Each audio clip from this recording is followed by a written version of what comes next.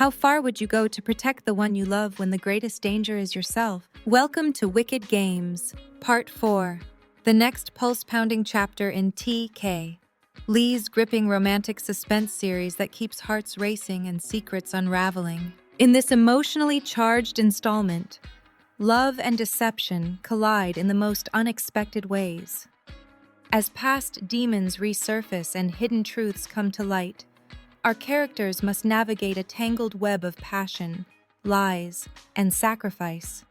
The stakes are higher, the emotions deeper, and the danger closer than ever before.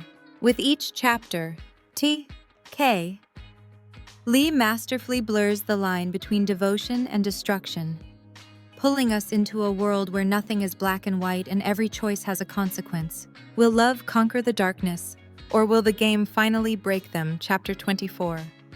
Wait a second. Nora says the following Wednesday as she zips up the back of one of the bridesmaid gowns she's considering for me, pulling the material to make it tighter. She glances at my reflection as I stand on a pedestal in front of a three-way mirror in the middle of a posh bridal boutique in Midtown.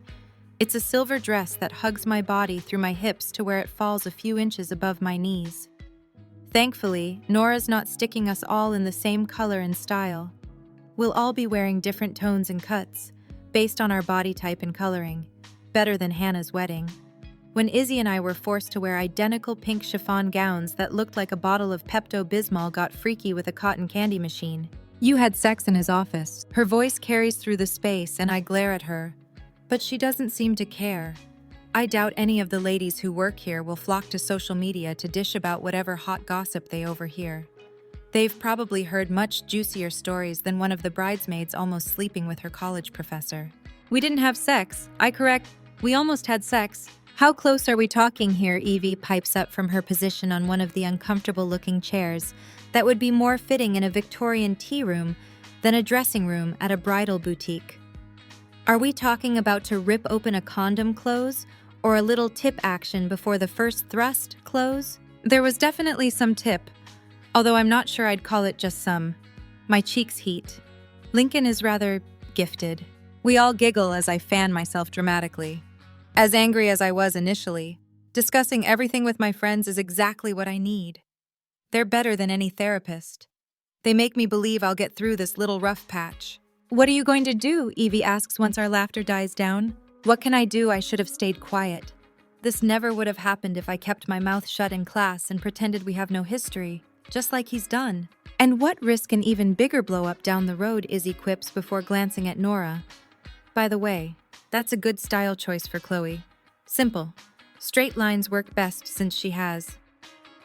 What? She looks back at me. Size, a boobs, and no waist. I stick out my chest a little, but she's not far off. For your information, I'm a B cup. So you have graduated from the training bra. Ha, ha, ha. Sorry, I don't have triple D boobs like all of you. I'm only a C, she argues back. Now, getting back to Lincoln Moore. Just Lincoln, I correct. Whatever. This was bound to happen. Especially after the way he looked at you during Midge's birthday party. What, Nora and Evie simultaneously fling their eyes toward me? He was at Midge's party. Nora spins me around to face her. When were you going to share this with us? Eventually, maybe. Why was he there? Evie presses. Because instead of taking the day off to celebrate, my father had work come to him, just like he did when I was growing up. I grit a smile. Did you talk to him? Nora asks, her voice lower. It was impossible not to. He was right there. What happened? What usually happens whenever I'm around my father. He made his usual cracks. How most people who go to college for 10 years are doctors. And, of course, after learning I'll graduate this May, he said he'd wait to pop the champagne. He's great for an ego boost, isn't he? How did Lincoln react to all this? Evie asks. A smile lights up my face. Actually, he defended me, said I was one of the most promising students he's had the pleasure of teaching. The girls look at each other and sigh. Oh. Nora places her hand over her heart. So sweet. Your knight in shining armor coming to your rescue. I place a hand on my hip, fixing my expression. I don't need a knight in shining armor to come to my rescue. And I told him as much when he came into the kitchen later on. I never asked what you guys talked about.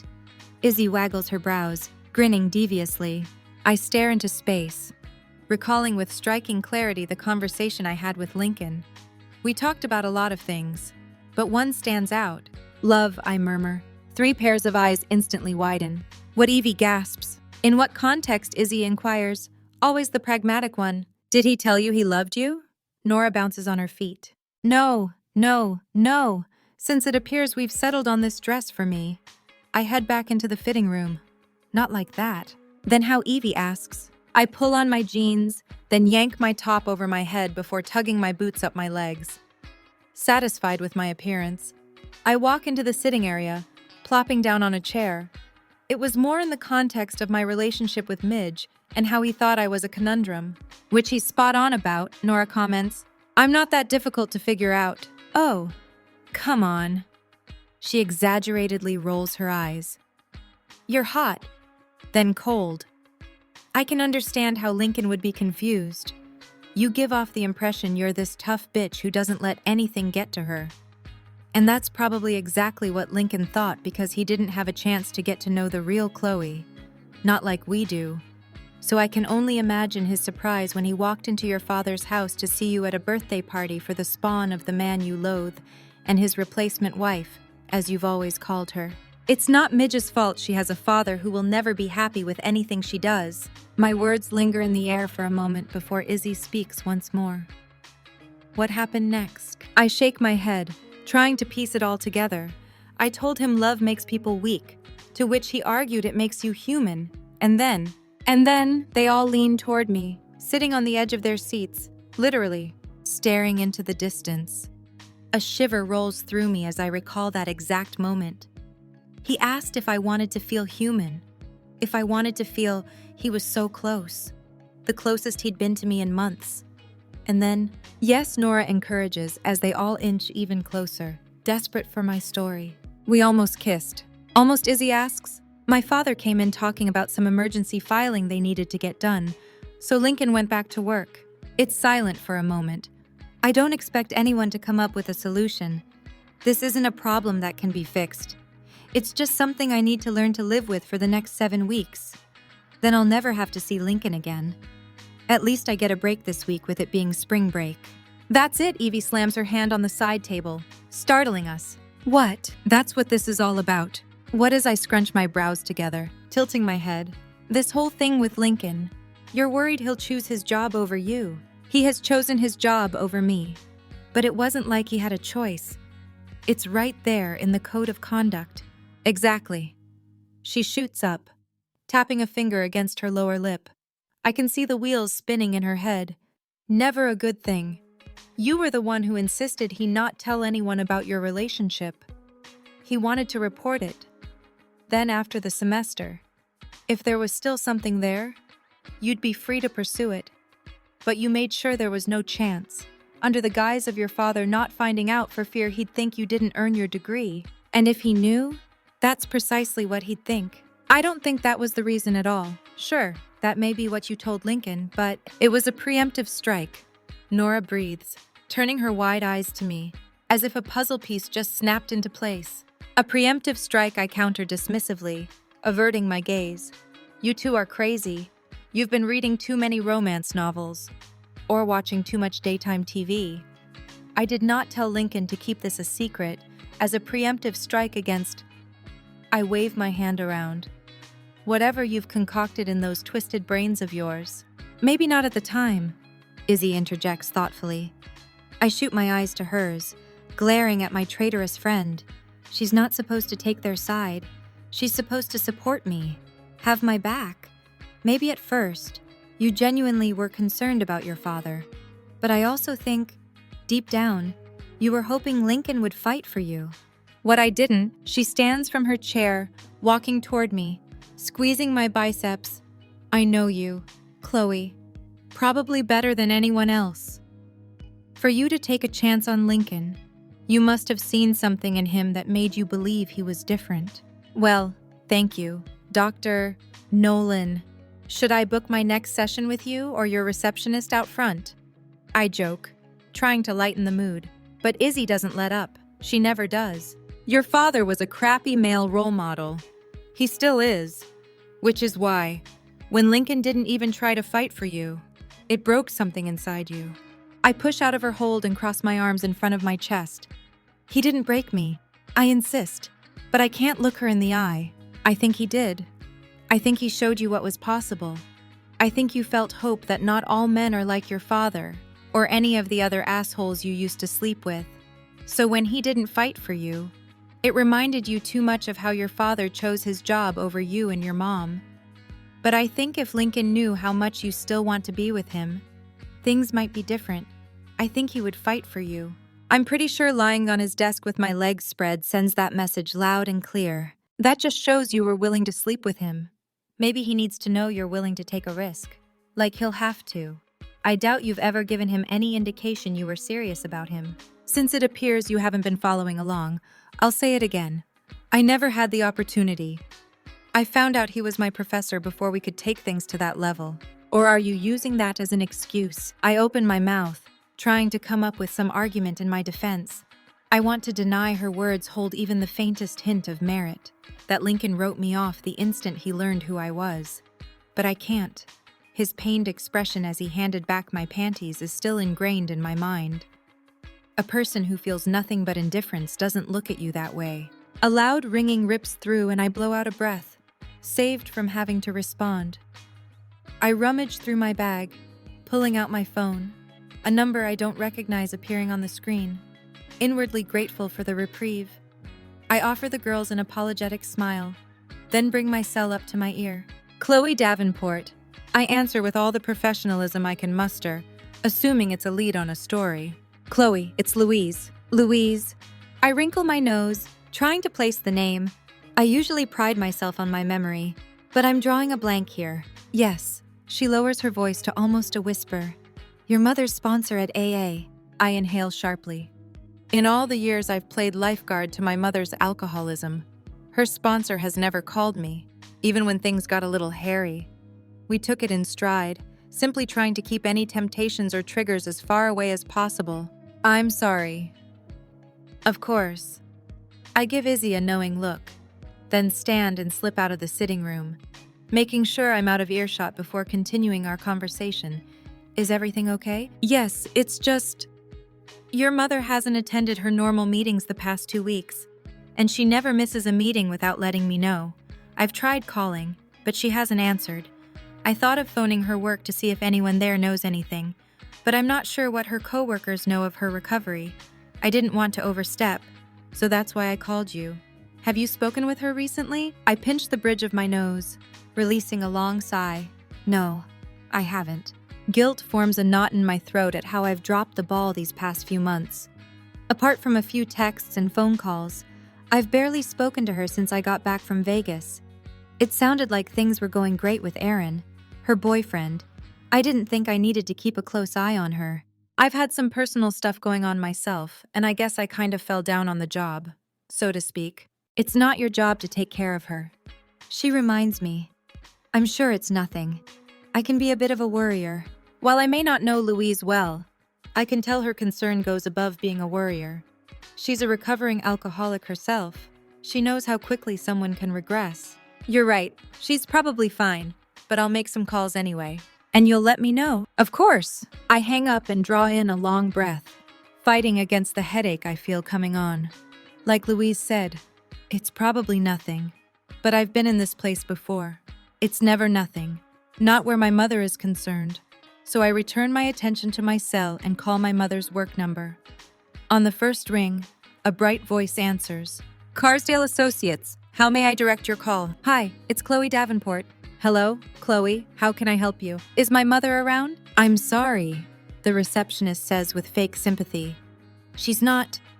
Actually, your mother hasn't been to work in about 10 days or so. Said she needed some time away from the office to recenter herself after the last big PR nightmare she had to deal with. Of course she did. I mumble under my breath. Do you know how long she'll be out of the office? She didn't say. The receptionist answers, and my suspicions only grow. It's not like my mother to take extended periods of time off, not now that she's working in crisis management and doing something she enjoys again. A part of me hoped that would be enough to keep her happy, to keep her from regressing. But I've also learned that, regardless of how put together someone may appear on the outside, They might be battling demons no one else can see. I'll call her cell instead. Okay, the receptionist chirps, unaware of any troubles. Have a great day. Chloe, you too. I hang up just as light footsteps sound from behind me. Whirling around, I meet Izzy's concerned eyes. I don't even have to say anything for her to know what's going on. Oh, Chloe, I shrug, doing my best to hold it together, like I always have. What can I say? When it rains, it fucking pours. Chapter 25. I climb out of the cab and glance up at the shotgun-style house in the East Flatbush neighborhood of Brooklyn where my mother lives. It's a quaint house in a quiet neighborhood. Well, as quiet as you can find within a short commute to Manhattan. 10 years ago, I didn't think my mother would ever be able to hold down a job for long, let alone afford a house in this neighborhood. But once she started taking her 12-step program seriously, things turned around for her. I just pray she hasn't fallen that far again. Hesitantly, I climb up the stairs and pull back the screen door, the hinges groaning. I consider knocking. There could be a perfectly reasonable explanation my mother missed her meetings and didn't answer her cell when I called. Experience tells me otherwise.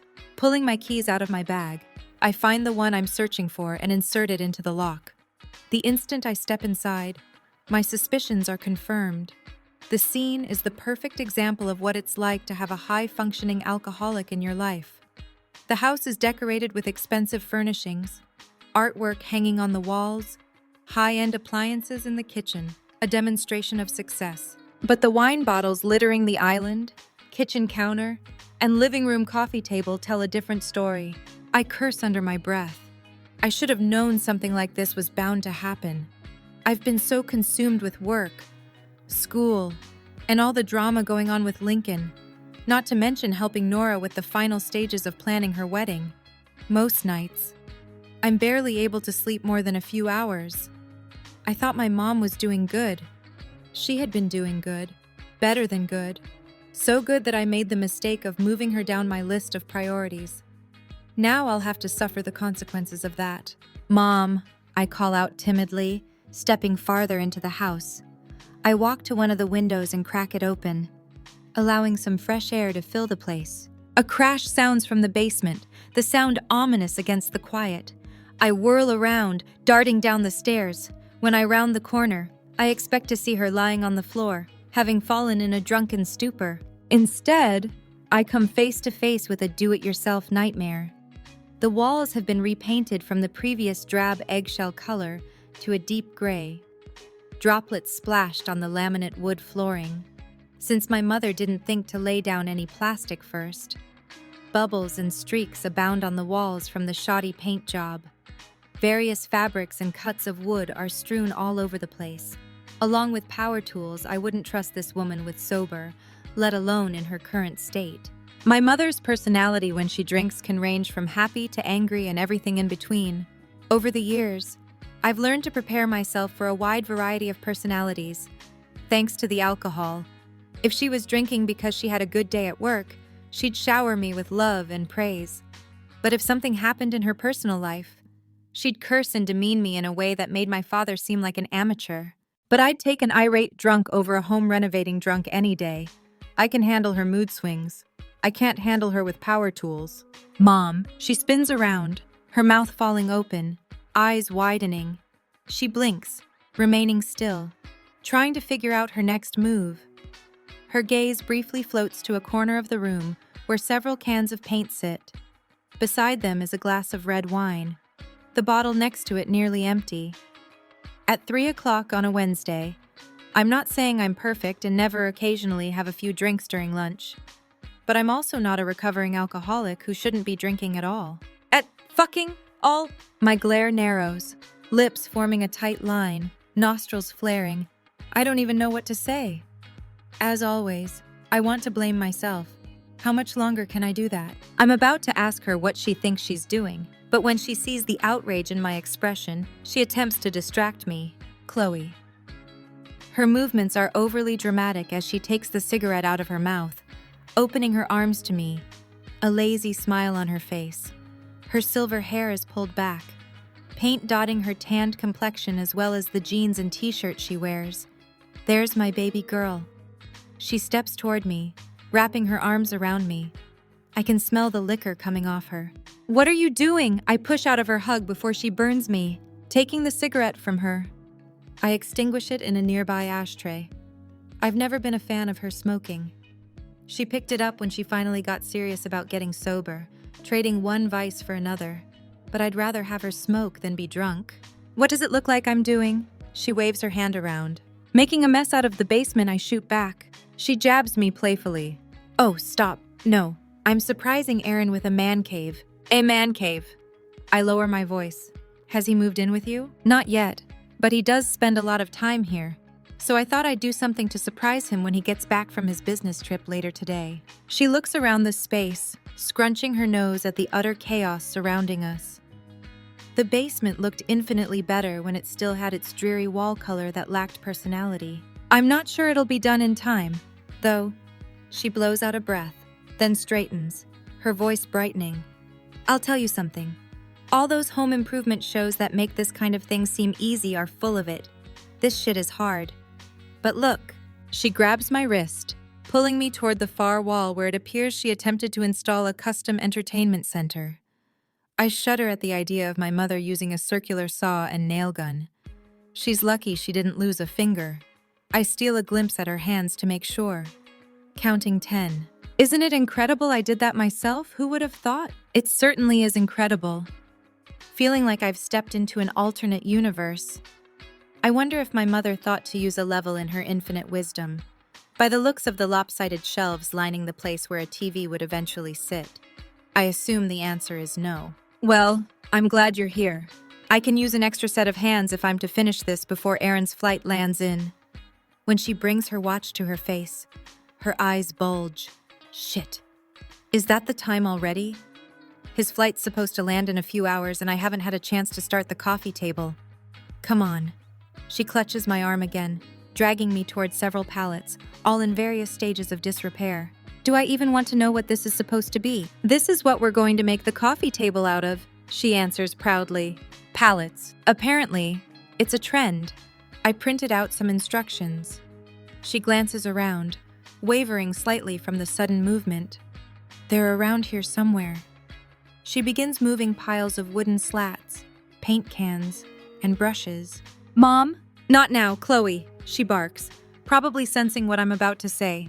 "I don't have time. And like I had time to come here today." "Then leave," she snips, growing defensive. "Mom, please, I implore." My voice strained as I try to take the wheel when the world spins out of control around me. "Just tell me what the hell is going on." "I told you. I'm renovating." The vein in her forehead pulses as she shuffles things around with increased annoyance. "Doing something nice for Aaron. Something you wouldn't know about since you can't exactly keep a man for longer than a few weeks. Can you?" My jaw tightens and I take a deep breath, counting to 10 in an effort to stop myself from going off on her. I'd like to say this is the first time she's spoken to me like that, but it's not. I wish I could say it'll be the last, but I know it won't, although I wish it were. This isn't about me. I keep my tone calm and even, despite the frustration bubbling inside me. She wants me to engage, wants to shift the focus off the fact her house is littered with empty alcohol bottles. "It's about you." "I'm doing just fine. So if you're not going to help me build this coffee table, you can help by finding your way out the door." "Mom, I warn." "What? It's not hard. You found your way in, didn't you?" "Mom," I say again, this time louder. "Chloe," she taunts, mimicking my tone. "You are not doing fine." "Why?" She whirls around. "Because I'm happy." "You just can't stand the fact I'm doing well. Can you? You're just like your father. You're not happy unless I'm miserable." Hearing her compare me to my father sends me past my breaking point. As it always does, I can handle a lot of verbal abuse, but I refuse to be compared to a man I've spent the past 20-odd years of my life ensuring I'm nothing like. Heat flashes across my face and I ball my hands into fists, my body tensing. "Mom, look at you!" I shriek before I have a chance to keep my temper in check. When I walked into this house, it was worse than a fucking distillery. There are empty wine bottles everywhere. I spin in a circle, quickly counting 4 bottles tossed aside. What happened? You were doing so good, I honestly thought this wouldn't happen again. That you cared enough about yourself and the people in your life who love you, that you weren't going to drink anymore. Don't speak to me like I'm a child, she shouts back, indignant. You seem to have forgotten that I gave birth to you. I raised you. I nurtured you. Yeah, you did. Until getting drunk became more important. I was the one who covered for you, so Dad didn't know how bad it was. If it weren't for my constant lies to him, do you honestly think he would have allowed you to keep custody of me? Then what would you have done without his child support payments financing your addiction? Maybe that's where I fucked up. Maybe I shouldn't have kept this a secret. Maybe you would have gotten the help you needed earlier, and we wouldn't be going through this cycle that doesn't seem to ever fucking end. But no matter the price, everyone who loves you has to pay. You don't seem to care, I bellow, tears streaming down my face. I care, she snips. I care so much that I'm renovating this entire basement for Aaron. So if you don't mind, I need to finish, she storms toward the pile of pallets. I briefly close my eyes to calm myself and inhale a deep breath. On a long exhale, I approach her. Mom, I soften my tone, hoping she'll relax enough so we can have a rational conversation. What? Chloe. She spins around, her motions quick, too quick. Everything seems to happen in slow motion as the sound of an air compressor firing a nail echoes, followed by a sharp pain in my thigh just above my knee. Darting my eyes up, I see the nail gun in her hand and collapse to the floor, clutching my leg as blood blooms on my jeans. The sight is all it takes to push my mother over the edge. She loosens her grip on the nail gun and it falls with a clatter just as she passes out, her body slumping to the floor. Of course, I grit out through the pain. It's not like she could have driven me to the hospital anyway. Pulling my phone out of my back pocket, I unlock the screen and call the only person I can in this situation. Izzy, I need your help. Chapter 26. How's she doing? I ask several hours later when Izzy reappears around the privacy curtain in the emergency room where I'm lying on a bed, my leg propped up. She's fine. Had to get a few stitches over her eyebrow and suffered a mild concussion from the fall, but she'll survive. How are you doing? She heads toward me, pulling off the thin blanket, revealing my heavily bandaged knee and thigh. Is the local wearing off? Yup, but they gave me some painkillers. I shoot up in bed. You didn't let them prescribe any for my mom, did you? No. I apprised the attending of her history, but it was in her chart already. Her injury is minor anyway. She'll just have to suck it up with regular old ibuprofen. Good. I relax back into the mattress, checking the time to see it's after 7. I can't believe I wasted my entire fucking day on this. And for what? For my mother to shoot my knee with a nail gun. Izzy assumes the chair beside the bed. Not quite your knee. She's lucky her aim was off. A few centimeters down and you could have faced some major reconstructive surgery. At least it didn't nick any bones and the doctor was able to yank the sucker out. She grins a devilish smile. Did the doc let you keep it? Why would I want to keep a bloody nail? As a souvenir, she says, as if it's obvious. I playfully roll my eyes. I'd rather not have a reminder. She shrugs. To each their own. How long will you be off your feet? Dr. Warren said I should be back to my old self in a week or so, but to take it easy and listen to my body, since the stitches need to stay in for about 2 weeks. Speaking of the handsome doc, is it a requirement for every doctor here to be ridiculously good-looking? I narrow my eyes at her. Please tell me you've taken advantage of working here. I'm on the pediatric oncology floor, so they have doctors there too, don't they? They do, and I'm sorry to disappoint you, but most of the hot doctors also have hot wives at home. I sigh dramatically, leaning back against the pillows. Yeah, Dr. Warren told me he was happily married during my attempts to flirt with him after I was given anesthesia. Izzy straightens her spine, her brows furrowing. Chloe, they only gave you a local to numb the area. So a mischievous smirk skates across my lips. She stares at me for a moment, remaining silent. Then she bursts out laughing. It's a strange sound in a hospital, as out of place as a nun in a strip club. But maybe we all need to laugh more. After this afternoon, I need to laugh more. You really have no shame, do you? She asks, wiping at her eyes. I figure he probably sees enough depressing shit working here, so I may as well do something to make him laugh. Consider it my civic duty. Civic duty, she repeats, shaking her head, giggling even more. "Excuse me, Chloe." At the sound of a serious voice, I whip my eyes from Izzy, my own laughter ceasing when I see my mother's boyfriend, Aaron, standing in the opening of the privacy curtain. His graying hair is slightly disheveled, worry and guilt etched in the lines of his face. He's on the tall side, around 6 feet, and in great shape, considering he's in his 60s. But the energy and liveliness he usually exudes is lacking. His tie loosened, his suit wrinkled, based on the suitcase beside him.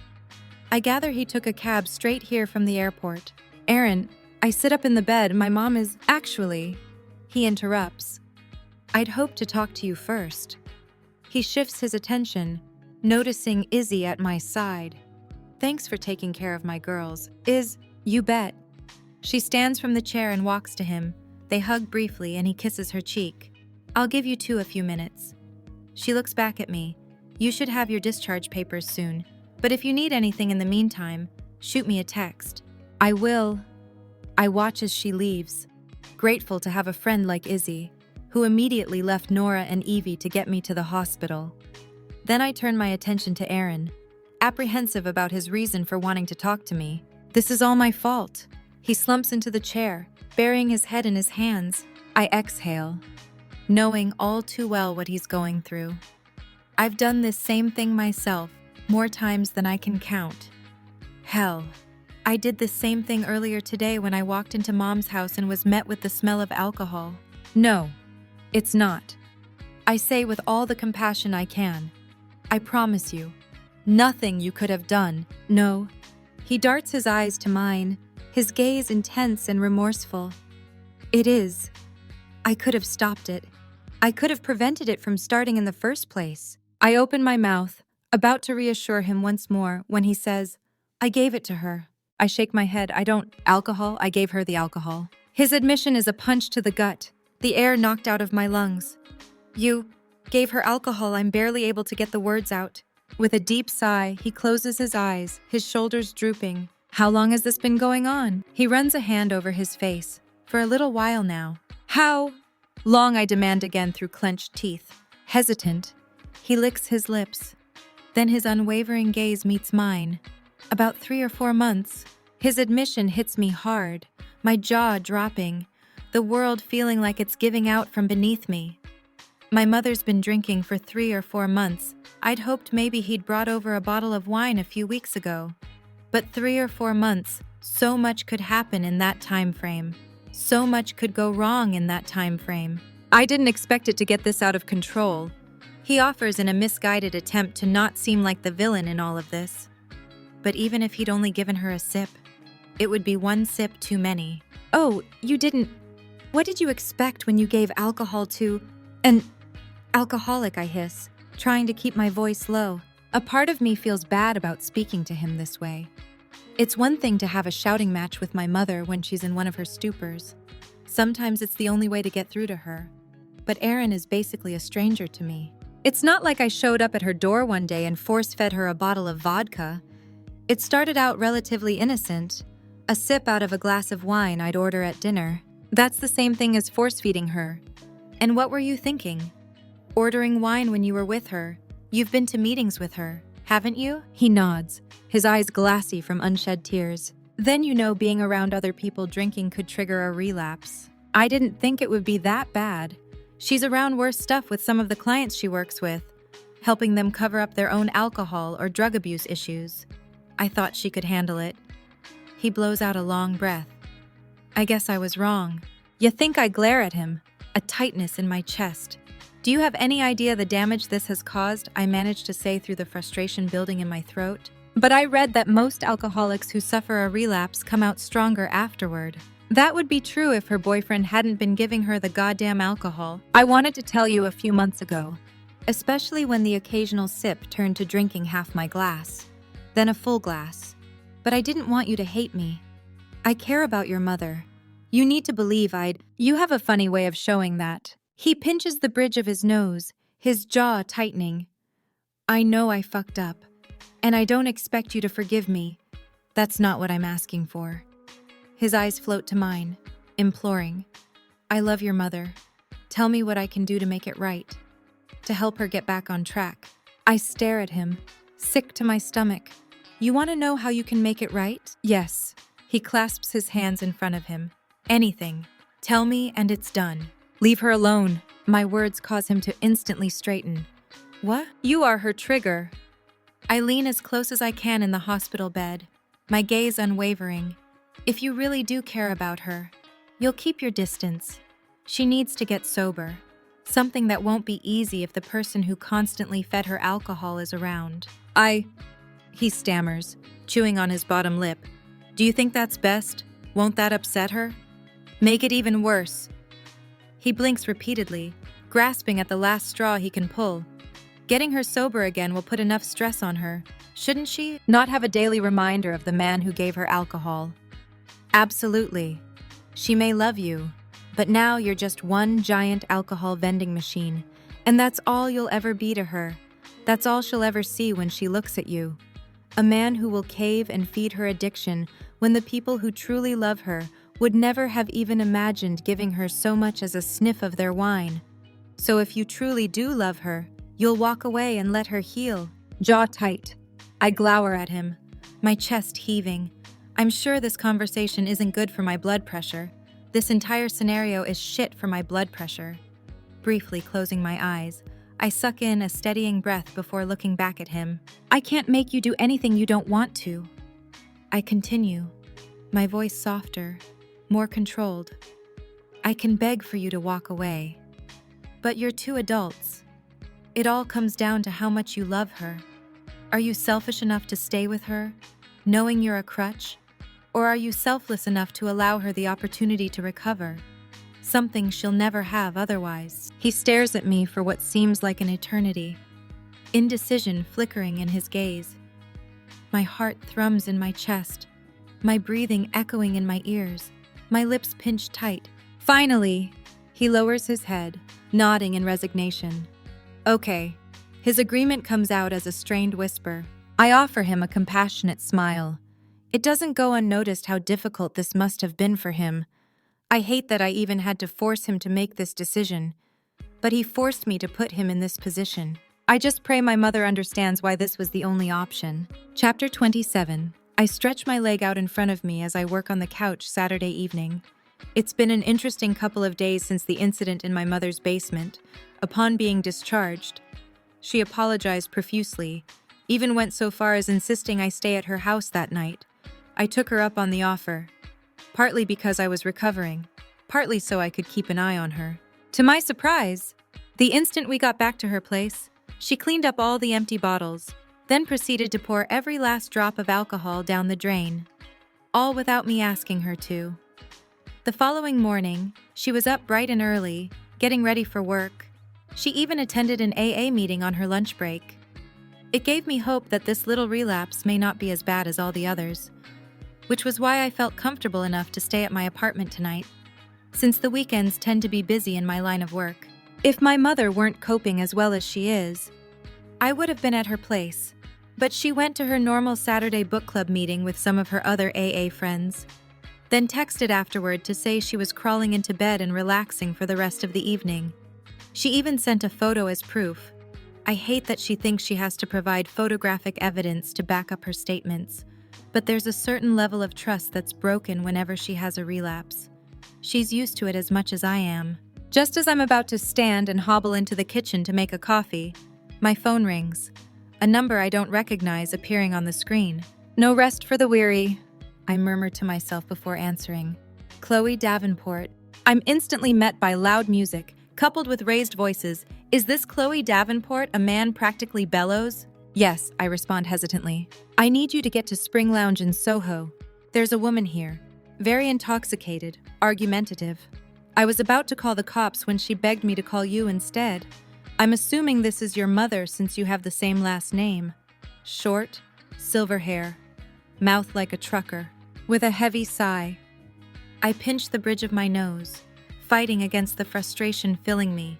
Like the other day, I start to blame myself for this, but I can't keep doing that. I can't keep putting my life on hold to babysit her.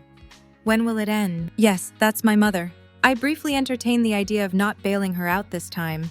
Maybe a night in jail and criminal charges are exactly what she needs. But what will that do to her career? In her line of work as a crisis management specialist, they deal with enough scandals from their clients. The last thing they'd want is a scandal from one of their employees, as well.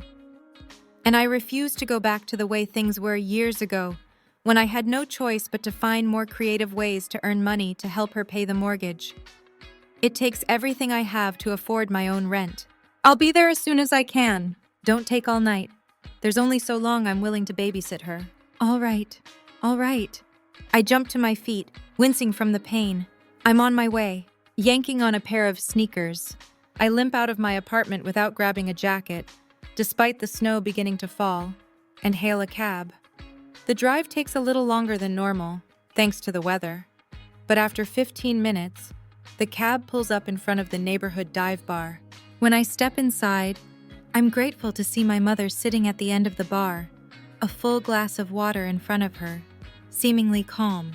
I limp toward her, doing my best to forget about the pain shooting through my leg. Mom, her movements are slow as she lifts her lazy eyes toward me. Then a wicked smile curls her mouth. There she is, the prodigal daughter. This is her. Everyone, she shouts. Several people look in my direction, more out of curiosity than interest, and maybe a little pity. My lovely daughter, who asked my boyfriend to break up with me. Mom, I hiss, grabbing her arm in an attempt to yank her to her feet. But my injury prevents me from being as strong as I usually am. I wish I'd taken this into consideration and called someone for help. But who? This has always been my burden, and mine alone. You just can't let me be happy, can you? Come on, let's get you out of here. I ignore her statement, attempting to pull her off the bar stool, to no avail. The bartender was nice enough to call me instead of the cops. The second we're outside, you can tell me all about how I'm a horrible daughter for asking the man who provided alcohol to an alcoholic to keep his distance if he really cared about you and your recovery. Well, your little plan backfired, she sneers. You've got to get her out of here. The bartender warns as his eyes float to patrons who start fleeing in droves. I'm losing customers because of her. I'm sorry. I wrap my arm under her shoulder blades, but she's dead weight. There's no way I'll be able to get her out on my own. Can you help me get her outside? Please. She has a problem. No, I don't. My mother interrupts. You're the one with the problem. She shoves a sharp finger into my chest. You can't stand anyone being happy.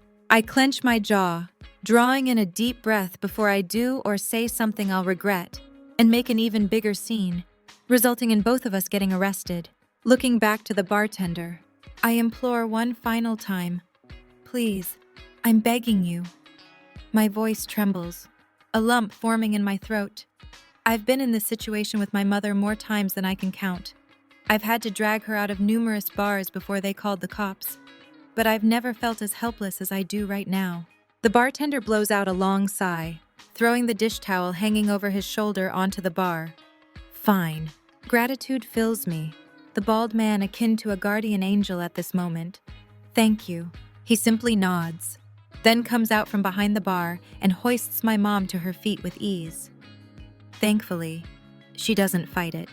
Once we're outside, I gesture to an empty bench at a nearby bus stop, and he brings her over, depositing her onto it. Thanks, I say again. You bet. He begins a back inside before pausing, looking over his shoulder. You did the right thing by asking that guy to stay away from her. I would have done the same. I smile, savoring his words. It may not seem like much, especially considering he's telling me something I already know to be true. But living with an alcoholic, loving an alcoholic is a constant battle of doubt, second-guessing yourself, and wondering if you handled a situation correctly. When he retreats into the bar, I dust some of the snow off the bench, then plop onto it, ignoring my mother's venomous stare, opting to order an Uber instead of trying to hail a cab. I pull my phone out of my purse.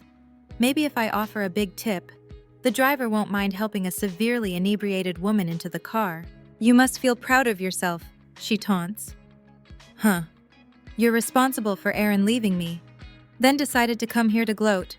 I shake my head. looking at my Uber app to see the estimated arrival time of the car, as well as the model and license plate. Thankfully, it's only a minute away. "You're the one who called me," I remind her through gritted teeth. "If I didn't come, that bartender was going to call the cops. I should have let him." She wavers on the bench as she tries to sit up straight, placing my hand lightly on her shoulder. I push her back. She barely notices. I would have been better off spending the night in the drunk tank instead of having to sit next to someone who only wants to ruin everything good in my life because she can't hold down a relationship for anything. I pinch my lips together, briefly closing my eyes, just wanting to get her home so I can put this night behind me, like so many similar nights that came before it. Thankfully, the Uber I'd ordered turns the corner, and I wave the driver over. "Okay, Mom, I need you to cooperate for a minute and get into the car." "You want me to cooperate?" she retorts, barely able to even enunciate the word. "Like you wanted Aaron to cooperate with your plan to destroy my life." My hands ball into fists as I remind myself not to apologize for any steps I take to remove a trigger from my mother's life. Instead, I try to focus on the immediate task at hand. There's no rationalizing with her when she's like this. "I understand your frustration, and I'm happy for you to make a long list of all the ways I'm a shitty daughter, and you are. But when we're home," I plea in a strained voice, feeling like I'm trying to bargain with a 3-year-old who doesn't want to take a nap. "Okay. Hey, lady," the driver calls out. I lift my eyes to his. He points to my mother. "Is she drunk?" "She's just a little under the weather." I return my attention to my mother, ignoring the curious stares from passers-by on the street of the popular restaurant and bar area in Soho. I wrap my arm around her body and use every ounce of strength I possess to pull her up, gritting through the ache in my leg. When I realize I'm successful, I exhale, holding on to her as tightly as I can to prevent her from falling. But the massive quantity of alcohol she consumed, coupled with my unsteady balance from my injury and the snow-slickened sidewalks, makes this a difficult task. She wavers on her feet before crashing to the ground, taking me with her. When I land with a hard thump, I cry out in pain, which only causes my mother to laugh hysterically. "This ain't worth it," the driver says. "Find another ride." I don't even look up to watch him drive off. I can't. I fear I'll lose what little hope I've miraculously held onto through everything. I've dealt with my mother in this condition for what feels like most of my life. I never thought twice. It was just always something I had to do. I honestly believed if I did everything right, if I focused on keeping the stress out of her life, regardless of the personal cost to myself and my own dignity, she'd eventually get back on her feet, eventually stop drinking. But now I'm exhausted, broken, defeated.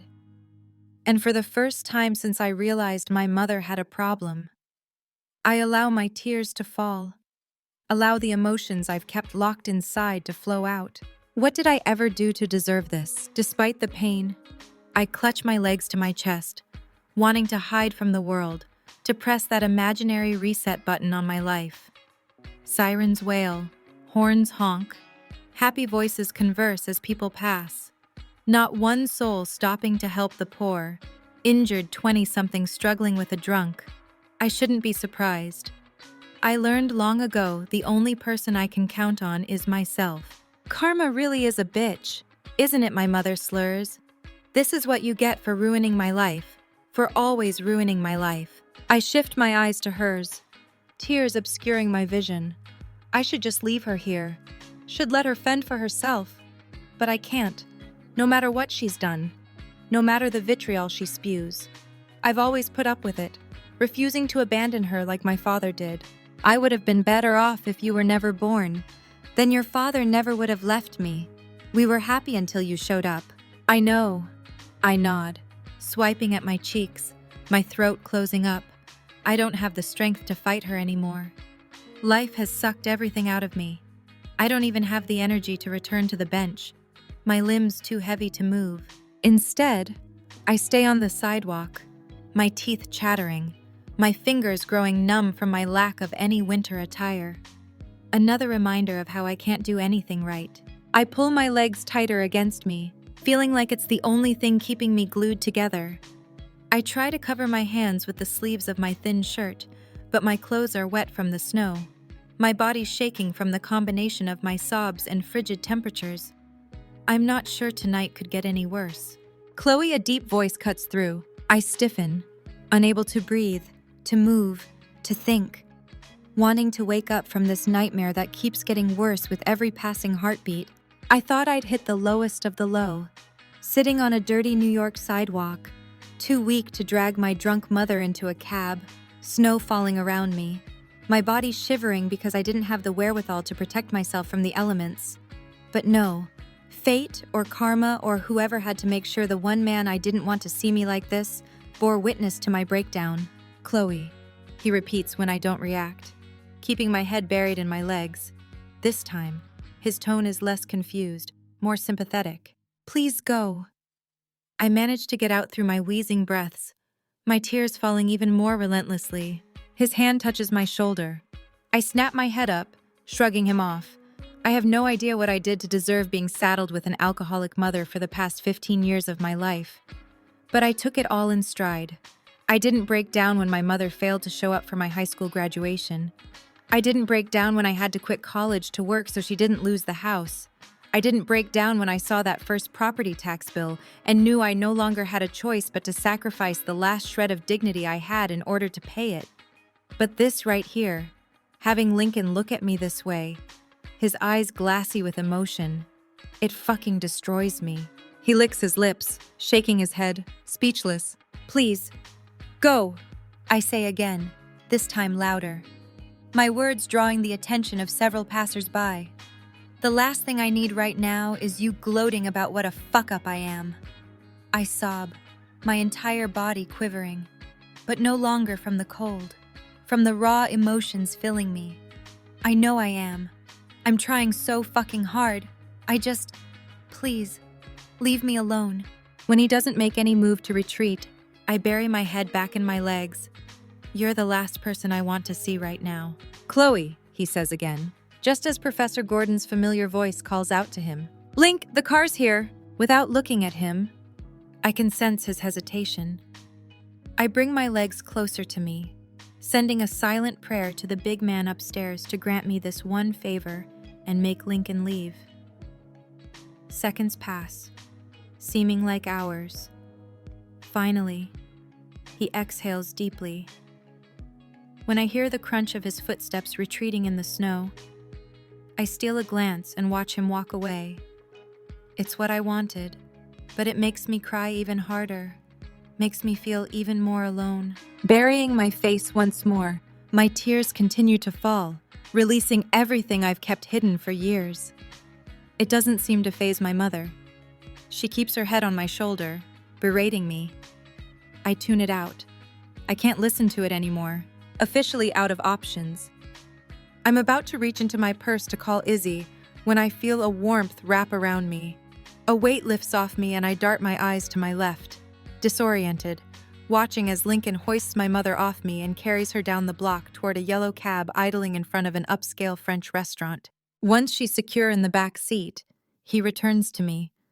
I want to scold him for not listening when I told him to leave me alone, but the comfort of his wool coat surrounding me is too inviting. Fishing a handkerchief out of the inside pocket of his suit jacket, he hands it to me. I dab at my eyes and cheeks as he wraps his arms around me, helping me to my feet. When I limp, he glances down at my leg, but doesn't ask what happened, as if he can tell I don't want to talk about it. It only makes him hold me even tighter as we make our way to the cab, and he helps me inside before sliding in next to me. Where to? My place.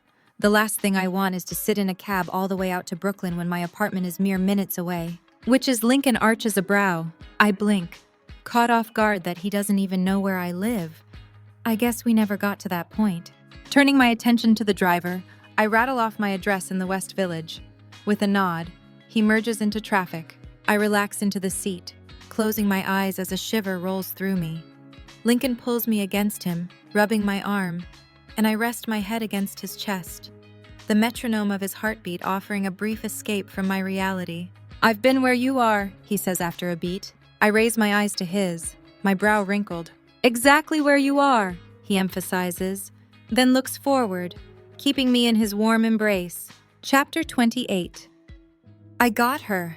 Lincoln assures me, adjusting his grip on my mother's inebriated body as I lead him toward my building. Go unlock the door, but try not to kill yourself while you do it. Are you her boyfriend? My mom slurs, her eyes mere slits. The alcohol coming off her breath is pungent. It's a miracle she didn't throw up in the cab. Then again, she passed out the second the driver pulled into traffic, not waking until Lincoln started to get her out.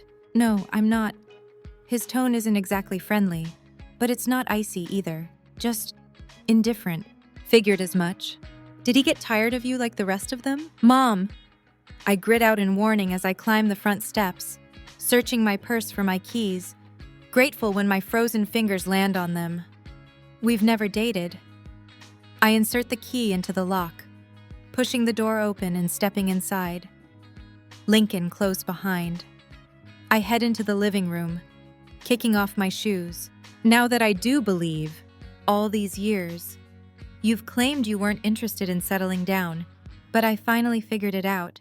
It wasn't you who wasn't interested in settling down.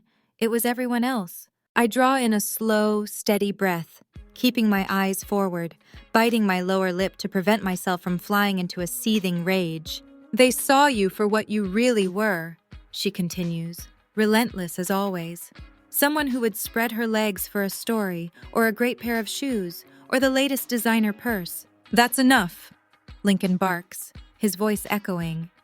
I spin around to see his expression tight, his lips pinched together as he glares at her, not allowing her to escape his words. Your daughter is the only reason you're not sleeping on the street or sitting in a jail cell right now. She didn't have to help you tonight, or any other time you found yourself in a similar situation. It's okay. I'm used to it. I give him a small smile, then limp from the living room and into the den to make up the pull-out couch. That's right. She's used to being nothing but a disappointment. All she does is ruin things. You're smart you didn't get involved with her. She would have found a way to ruin your life, too. I peek at Lincoln, the vein in his neck throbbing, his nostrils flaring. The temperature in the apartment seems to rise several degrees. With determination in his stride, he brings my mother over to the reading chair, depositing her harshly onto it. Then he glowers, pointing a finger in her face. Don't move! A chill runs down my spine. It has nothing to do with my damp clothes, but everything to do with the power and dominance in his voice. I swallow hard, my own heart thumping in my chest, observing my mother snap her mouth shut, nodding quickly. My mother's always been tenacious, tough as nails. You don't get to be a political strategist, then work in crisis management unless you have thick skin. Seeing her obey Lincoln's command is somewhat surprising. Although it shouldn't be, I couldn't resist obeying him either. I watch as Lincoln stalks toward me, every muscle in his body taut. I return my attention to the task at hand, grabbing a cushion off the couch and tossing it into the corner. As I'm about to add another one to the pile, he stops me, grabbing my hands in his. This is not okay, Chloe, he says in a choked voice. Nothing about this is okay. He drops his hold on me, ripping the remaining cushions off the couch before yanking out the mattress, taking out his aggression on it. Pausing for a beat, he runs his hands through his hair before facing me. Nothing about the way she spoke to you is right. Don't you realize that? I'm about to argue once more that it's not a big deal. When he cuts me off, I know. She's your mother. If you don't take care of her, who will? I shrug. It's the truth. His jaw twitches and he shakes his head, his distressed expression hitting me hard. Why does he seem so invested, so hurt by the things she said? Go change into some warm clothes. I'll get her comfortable. You've done more than you needed to. You've already done more than you needed to. I can handle this. This isn't my first rodeo. I start to turn from Lincoln when his fingers wrap around my arm. I lift my eyes to his. So much hurt and understanding within. I haven't done enough. And for that, I apologize. Let me do this for you. His Adam's apple bobs up and down in a hard swallow. Please. I part my lips, struggling to form a response. I should stand my ground. Insist I'll be fine on my own. That it's not the first time I've been here. But the idea of having someone to lean on, even if for just a minute, lifts a weight off my shoulders. Okay, I murmur. Okay. He smiles a small smile, but doesn't release me, lightly dragging a finger down the length of my arm. My gaze remains transfixed on his, the feel of his touch sending a bolt straight to my core. When he reaches my hand, he squeezes, his thumb brushing across my knuckles. Okay, I say again, hypnotized. Okay, he whispers, curving toward me, his lips lingering just above my forehead, grazing my skin. I don't move. Hell, I don't even want to breathe, blink, anything. Okay, he repeats, almost like an affirmation to himself. Then he releases me, heading to where he'd left my mother on a chair in the living room. At first, I remained still, the tingle of his small kiss still trickling through me. I told you! He glances over his shoulder as he's about to hoist up my mother, who's passed out once more. I've got this. You need to warm up. Snapping out of my stupor, I limp toward my bedroom, hyper-aware of the heat coming off Lincoln's eyes as I pass him. Once I'm alone, I blow out a long breath. I'm still not sure what to make of tonight's dramatic events, of Lincoln being in my apartment, but I'm not going to think about it. Right now, I just want to slip into something warm and allow someone else to shoulder the burden for a change. Chapter 29. Bottles clanging against each other rouses me from sleep. I bolt up, my eyes flinging wide. Disoriented at first, I hurriedly scan the living room, trying to remember how I'd fallen asleep on the couch. Then the events of the night trickle back. Working, getting a phone call, having to drag my mother out of a bar yet again. Shit! I jump to my feet, wincing as I hobble into the kitchen, expecting to see her raiding all the booze I was too tired to get rid of just yet. But when I round the corner, I'm surprised to see Lincoln pouring bottles of alcohol down the drain. The sleeves of his crisp button-down shirt rolled up, his suit jacket lying neatly across the counter. Sensing my presence, he glances over his shoulder, offering me a sweet smile as he continues to drain the contents. When he's finished, he wipes down the sink, then fully faces me. I'm sorry. I hope you don't mind. If I were in your shoes, this is what I'd want. I was planning on doing it. I just needed a minute to decompress. I guess I dozed off. Did my mother give you a hard time? He shrugs. She's fine. Tomorrow will be a completely different story. I playfully roll my eyes. You've got that right. The last thing I want to think about is the state she'll be in when she wakes in the morning. I didn't wake you, did I? It's okay. I need to get some work done anyway.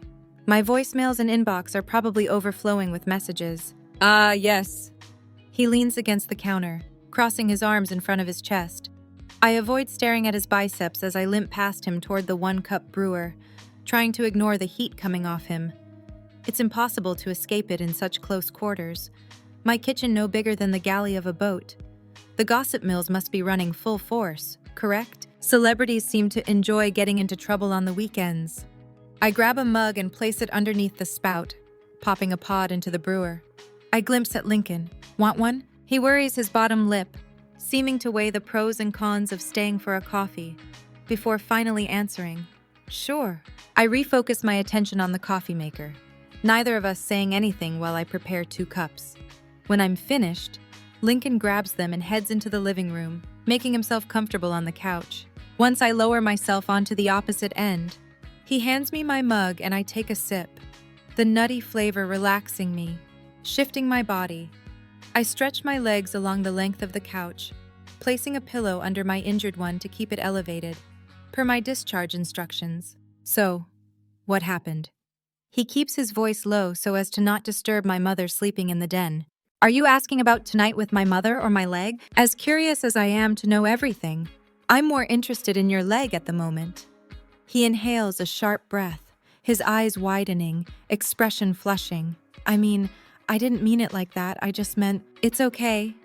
I smile, then take another sip of my coffee. On Wednesday, I was trying on bridesmaid dresses for Nora's wedding when I got a phone call. My mother's sponsor said my mother hadn't been to a meeting in a few weeks, which is unlike her. I called her work, only to learn she'd taken some time off. I had a bad feeling in the pit of my stomach, So I went to her house in Brooklyn, where she was drunk before 3 in the afternoon, working on remodeling her basement into a man cave for her boyfriend, Aaron. I lift the leg of my yoga pants, revealing my heavily bandaged knee and thigh. We got into an argument. When she tried to continue on her project of making a coffee table out of a bunch of pallets, she accidentally fired the nail gun. This is the result. Lincoln's eyes widen. Holy shit! Are you okay? I see you are, but I'm fine. I'll be fine. I lower my pant leg.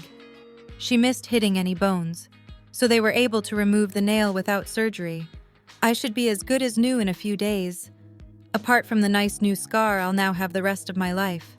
Battle wounds. We all have them. Some you see, some you can't. His voice is tender and understanding. I lift my eyes to his. A dozen thoughts on the tip of my tongue. He quickly looks away, breaking the moment. And tonight, I can't be certain, but based on the slurs my mother slung my way, I imagine she found out I'd asked her boyfriend to stay away from her, considering he'd been giving her alcohol the past few months. Even though he knew she was a recovering alcoholic, he leans forward and rests his forearms on his thighs, contemplating. Then he looks back at me. How long has this been going on? Since the divorce. My response surprises me. I've always kept this private, but Lincoln's already seen me at my lowest. I have nothing left to lose by sharing this piece of me. She drank before, but I never thought anything of it until it was just us. And when was that? He peers at me. 14. Nodding. He looks forward again, filing this information away in whatever category it belongs. Did your father know? I don't think he cared, but I never came right out and told him. I glance at him, hesitant as I open up even more. He still doesn't know. The only person in my life who knows is Izzy. And now you. Why haven't you told him? His brows furrow, that same pained expression from before returning, especially when you were so young. I didn't want him to know. Didn't want him to have anything he could use against her to get custody of me. In your mind, an alcoholic mother was the lesser of two evils. It's not a question, more a statement of understanding. You know how my father can be. My mother might be an angry drunk, but my father's an angry person. At least my mother's harsh words are limited to when she drinks. He's quiet for a beat, then admits, my mother started drinking when I was in high school, too, after she found herself alone. Your parents are divorced. I'm not sure why I find this more surprising than his mother being an alcoholic. I always pictured Lincoln having a flawless life and upbringing. From the beginning, everything about him was perfect. I guess no one's perfect. Everyone has scars. Some just know how to hide them better. No. He smiles briefly before faltering. My father. He was killed on assignment. Assignment! He was a bureau chief for the Times and living in Southeast Asia. He was kidnapped by some extremists and held for ransom. I gasp, my hand covering my mouth. My God, I'm sorry. I didn't know. These days, it seems we've become desensitized to these things, since they happen so often. It doesn't make them any less tragic. This was maybe 6 months after 9/11, and the U.S. government had taken a hard stance against negotiating with terrorists, given the current state of affairs. As I listen, his story sounds achingly familiar. It was one of the first gruesome acts I'd read about in this post-9/11 world. Yes, the attacks themselves were horrific, especially for someone who's lived in the New York area most of her life. But I remember walking into the kitchen at my house one morning to see my father beside himself with an emotion I wasn't used to seeing from him. He actually hugged me, and there were tears. Later, I learned it was because he'd just received word that one of his colleagues, who'd been reported missing, had been found decapitated, his body evidencing signs of extreme torture. You're Elijah Moore's son. I breathe, the puzzle pieces locking into place. He nods. His shoulders slumped slightly. He died a few months before I graduated high school. My mom's drinking probably started much like yours did, a glass of whatever here and there, so innocuous and common you barely notice. But within a few months, one glass turned into two, which turned into an entire bottle, which turned into two. Like most other alcoholics, she still held down a job. made it appear to everyone she was doing fine, or as fine as could be expected when you lost a piece of yourself in such an inhumane way. I guess a part of me felt compelled to fulfill my father's legacy. I was originally a political science major, but added a double major in journalism, graduated at the top of my class, excelled in the field, submitted articles to various papers and magazines during college, got a job as a contributor for the Post, then attended Yale Law. That's why you're this crazy workaholic, isn't it? I shift my eyes to him, seeing him in a different light now that I know the truth.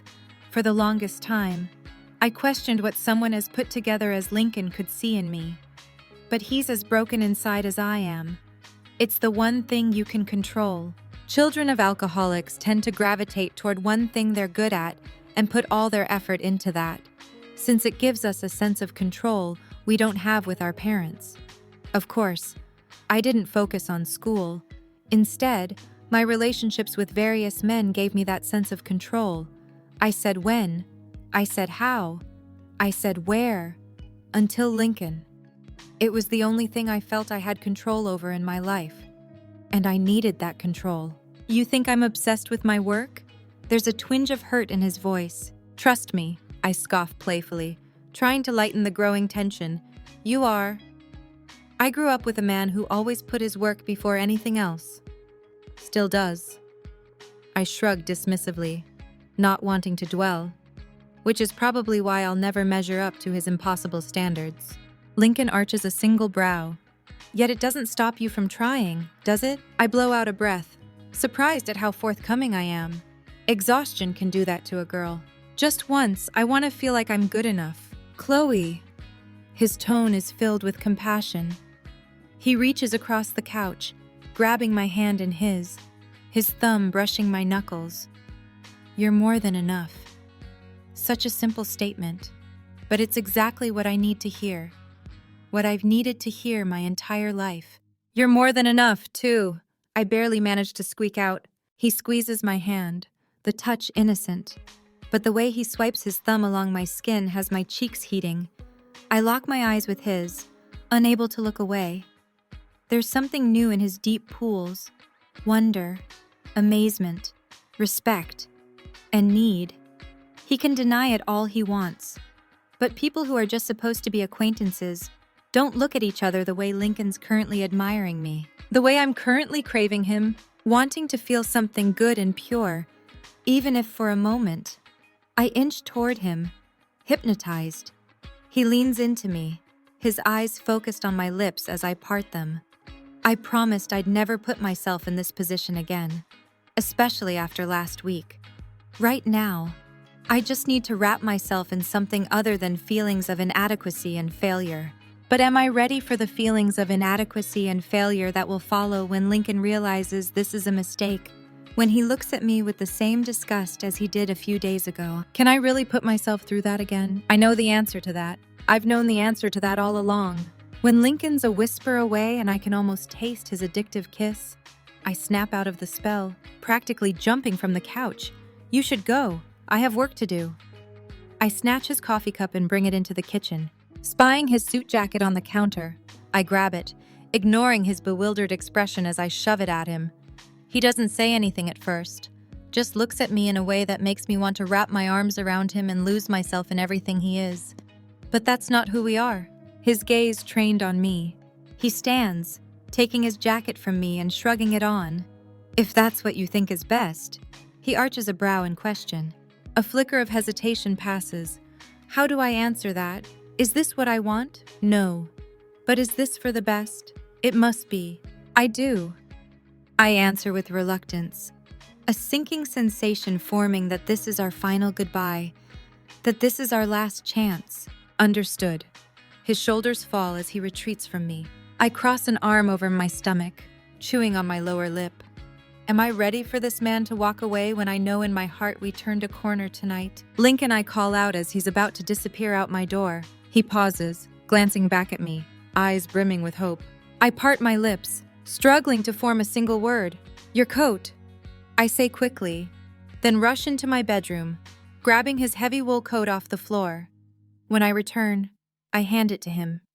His fingers delicately brush against mine as he takes it from me. A part of me thinks he did that on purpose. A reminder of the spark, the connection, the flame that hasn't dulled despite the obstacles facing us.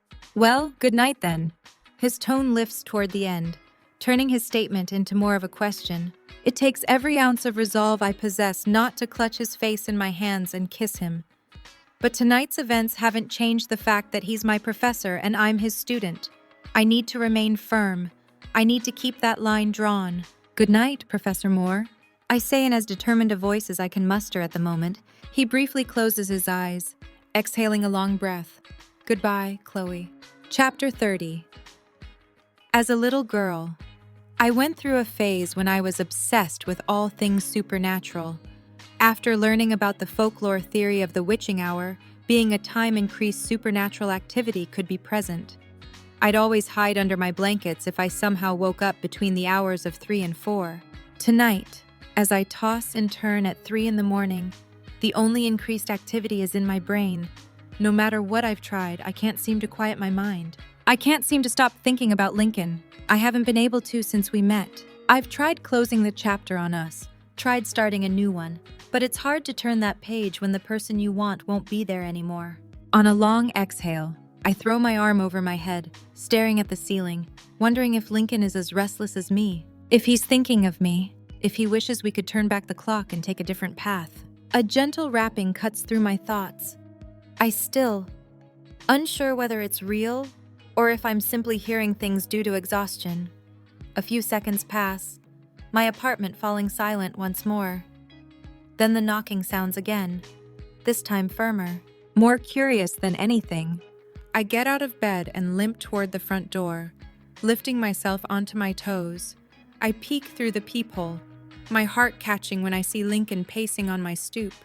Snow still falling around him, hair disheveled, demeanor frantic. From the looks of it, he's had as much trouble sleeping as me. I steal a glimpse of my reflection in the entryway mirror, smoothing my hair before opening the door. The instant I do, he halts in his tracks, his wild eyes shooting to mine. Lincoln, what? Before I can finish, he advances toward me and grips my face. All the air leaves me, the combination of his sudden movement and rough flesh on mine making me breathless. His fingers dig into my skin, a fevered energy about him as his lips inch closer, the heat of him causing my pulse to skyrocket. Invite me inside, he growls. I don't, please. Chloe. He releases me, wearing a path on my stoop again. I've done everything in my power to stay away from you, to forget about what we shared. It was only, 10 days? There's no way two people can form that strong a connection in such a short period of time. Right? Right, I say in a drawn-out voice, leaning against the door jamb. Right. He stops pacing, peering at me through pained eyes. So why can't I forget you? I stand straight. Why don't I want to forget you? I keep quiet, letting him get out whatever he came here to say. Because I don't... Chloe, believe me. He laughs to himself. I've tried dating other women. Thought it would make it easy, that it wouldn't hurt so much. But you have to know how excruciating it is to sit in class and watch you with Owen. We're not... He holds up his hand, and I snap my mouth shut. It has destroyed me. Chloe, regardless of whether there's anything between you two, the idea that you can have an open conversation with him, even a platonic one, kills me. The veins in his neck tighten as his hand squeezes into a fist, pure anguish oozing from every pore. His face reddens, his teeth clench, his body shakes. Because I can't do that. I can't enjoy the luxury of making you laugh, of taking you out and treating you like the amazing woman you are, of kissing you in the middle of Times Square with the world watching. Not without jeopardizing everything I've worked so hard for, without destroying my father's legacy. But I'm willing to do that. For you. Eyes focused and chest heaving. He steps toward me. I just need to know you're all in. I need to know you're willing to take a risk, to take a chance. I told you I was, I reply softly. He closes the final bit of space. That was before. Things have changed. I need to know you're willing to do this. Right here. right now, with who we are to each other. I need to know you're willing to lower your guard and let me pass the wall you've built up throughout a lifetime of being made to feel inadequate. So please. He lifts a hand to my nape, not blinking as he stares intently into my eyes. Invite me inside. I part my lips, searching his expression. It's a reasonable request, one most women would agree to without a second thought, especially with a man as handsome and addictive as Lincoln Moore standing in front of them. But I'm not most women. Lincoln knows this. Worse, he knows how sacred maintaining my own space is. I've never invited a man into my apartment. That meant giving them a piece of myself. It meant permitting them into my heart, something I've always avoided. Until now. Bringing my hands to his face, I savor the scruff of his unshaven jaw, ghosting my mouth against his. Okay. He vehemently shakes his head. No, Chloe. Not just okay, not yes. Not a nod. I need the words. He pleads with me like a man begging for his life. Licking my lips, I focus my gaze on his. Lincoln, will you please come inside? His muscles relax. A tiny exhale of air escaping. Then he threads his fingers through my hair and crushes his lips to mine. His tongue exploring my mouth like it's the first time he's ever kissed me. Sweeping, penetrating, needy. I've been treated to my fair share of Lincoln's kisses since we met. Every single one left me addicted for more. But not one felt this electrifying. Not one had the power to hit me so deep, to fulfill me in a way I didn't think possible, to make me think we finally found ourselves in each other. When he tears away, he leaves me gasping for air, peering up at him. I see his jaw clenched, eyes untamed. I remain locked in place, not moving, worried he changed his mind, came to his senses. Then a brilliant smile crosses his lips.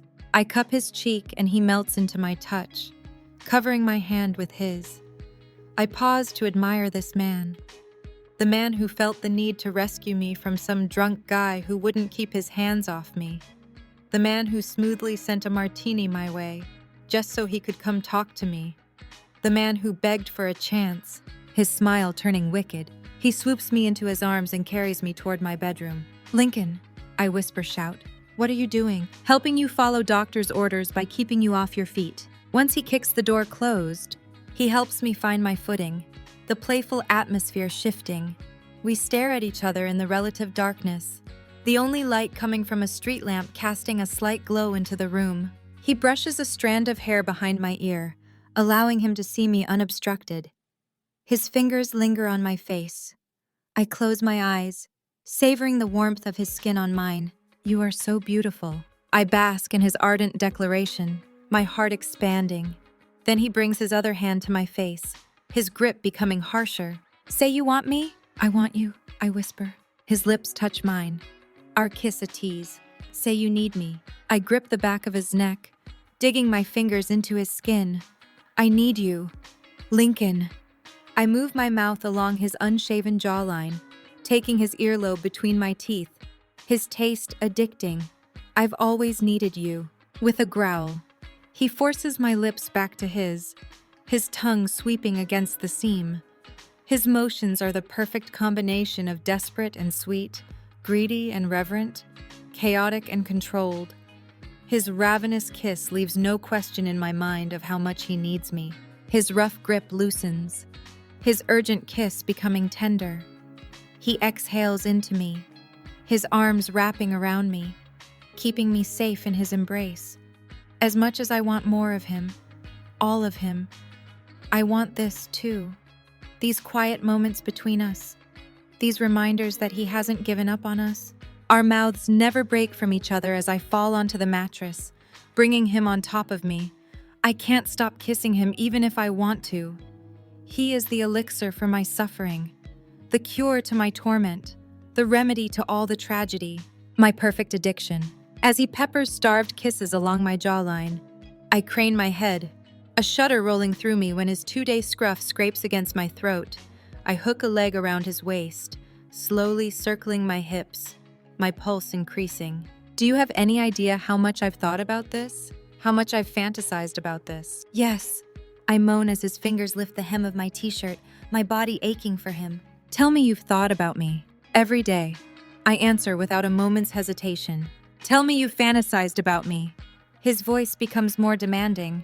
Every night, I pant. God, Chloe, why can't I stay away from you? My fingers rake through his dark locks and he arches his back, relishing in my touch. Maybe because we're not meant to be apart. Before I can utter another word, his lips are on mine, his hands running along my body, exploring, remembering. We only tear away from each other long enough for him to lift my top over my head. He cups my breasts, his fingers rolling my nipples, eliciting a moan from me. I claw at his own t-shirt, yanking it off. The instant it joins mine on the floor, he wraps an arm around my waist, raising me to a sitting position, pressing my body to his, skin to skin, flesh to flesh, heart to heart. We take a minute to calm our ragged breathing and temper our racing hearts. Toying with a few tufts of chest hair, I rest my head against him. This moment more intimate than any other time I've been with a man. Because I'd never truly been intimate with anyone else. Not like this. I gave them my body. Nothing more. But Lincoln captured my heart, captivated my mind, invaded my soul. Your heart's racing, I murmur, covering it with my hand, the pounding rhythm comforting. I can't help it. His deep voice is tranquil as he runs his fingers up and down my back, causing a shiver to roll through me. It always beats faster when you're around. He touches my chin and tilts my face, bringing my eyes to his. It's always burned for you. He brings his lips to mine, his kiss achingly perfect as he lowers me to the mattress once more. Taking his time, he tastes me, feasts on me, experiences me, his journey down my body torturously slow. My nails scratch his scalp as I pulse against him, my muscles tightening. A low rumble vibrates from him, and I smile. Such a simple, innocent touch, but the sensation of my fingers clawing at his skin has always unhinged him. I hope it always will. When he reaches my breasts, he floats his gaze to mine, a hint of mischief within.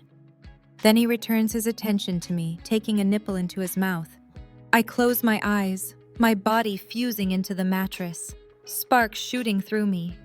When his teeth gently scrape against the sensitized flesh, I yelp, then moan, my muscles clenching as I attempt to calm the myriad of sensations filling me. His hands roam my frame, getting reacquainted with every dip, every valley, every curve.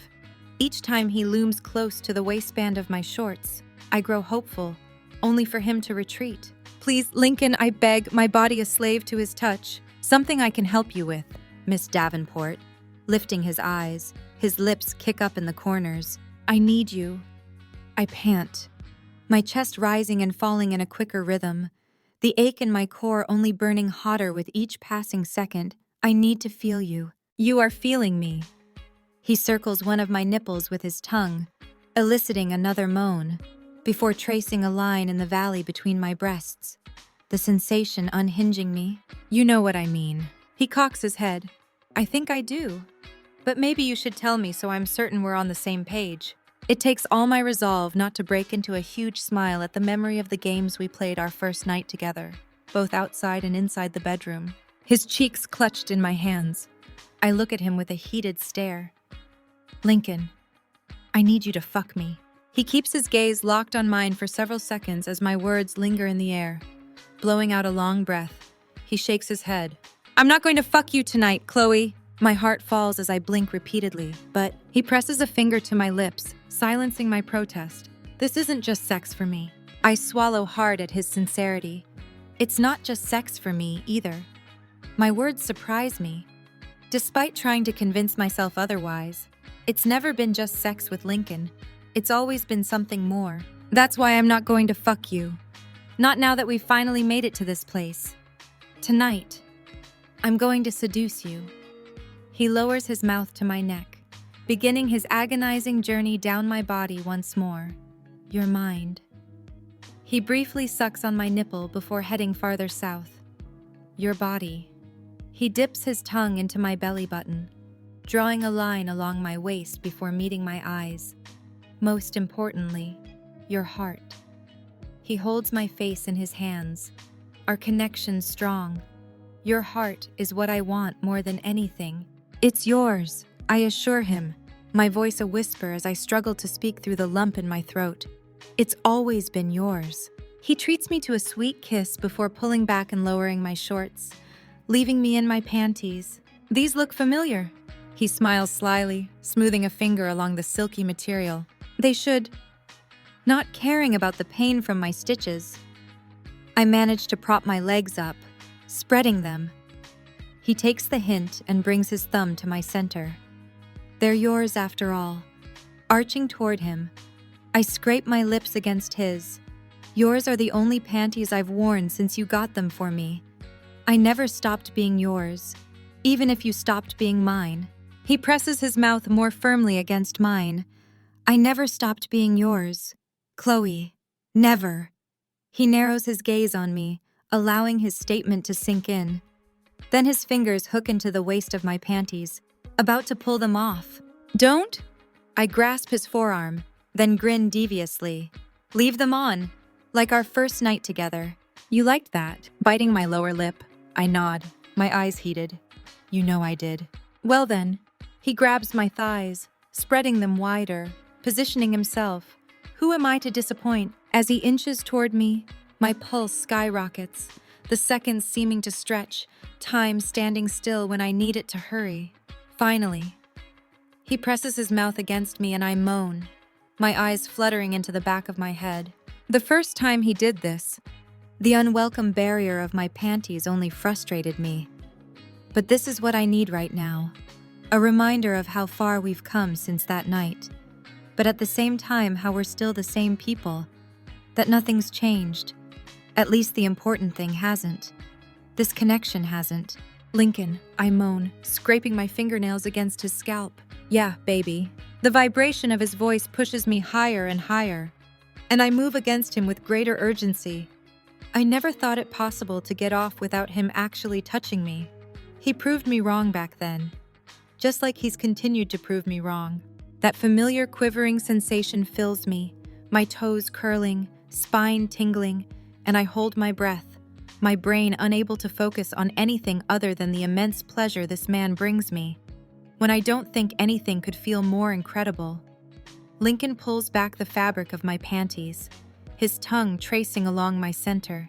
He pushes a finger into me, then another, stretching and twisting. Lights blind my vision and I shatter, screaming his name as I convulse on my bed, not wanting this euphoric sensation to end. And Lincoln won't let it, drawing out my orgasm as long as possible until he can no longer control himself. I need to be inside you, he states in a gruff voice, a man obsessed. With haste, he yanks my panties down my legs, then lowers his own jeans and briefs. I don't take my eyes off him, admiring his beautiful physique. I want to pinch myself to make sure this is really happening, that I'm not dreaming. It all seems surreal, considering a little more than a week ago. He looked at me with absolute disgust as he kicked me out of his office. He returns to me, crawling up my body. His motions are tender as he brushes the hair away from my eyes. Are you okay? Newsflash. I smirk. This isn't the first time I've done this. This isn't the first time we've done this. True, but there's no looking back after this. There's a lot more at stake now. I gaze at him thoughtfully, trying to find a way to assure him I'm ready for everything that follows. Are you familiar with the story of Orpheus? He cocks a brow, releasing a small laugh. This may be the first time someone's brought up Greek mythology during foreplay. At least, it doesn't seem to be a common topic in my circles. I give him a sardonic look before my expression turns serious once more. When his wife, Eurydice, died, he went to hell to bring her back from the underworld, risking everything. Hades and Persephone were so entranced by his musical ability that they permitted him to go into hell and bring her back with him, on the condition she walk behind him and he not look back. I know the story, grabbing the back of his neck. I bring his lips within a breath of mine. He lost the love of his life because he made the mistake of looking back. I shake my head, emotion choking my words. I won't make that mistake here. Not now that I know what living without you feels like. You're the only one who's ever quieted the chaos, who's made me feel I have worth. I'm never looking back again. Overwhelmed, he covers my mouth with his hold on me tightening in a way that makes me think he'll never let go. I'm never looking back either. Promise, I ask, allowing him a glimpse at my vulnerable side. Promise. He touches his lips to mine, then steps off the bed, fishing his wallet out of his pants pocket. A condom in hand, he starts to tear the wrapper open. Wait! He stops mid-rip, giving me a questioning look. I want to feel all of you, like we were about to. I trail off, averting my eyes. Hey. He drops the condom to the floor before returning to me, cupping my face in his hands. I am so sorry about how I treated you that day. I never should have.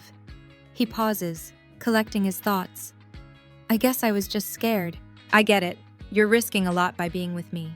That's not what scares me. Then, I was scared of what I felt for you. What I still feel for you. I needed to know you were all in.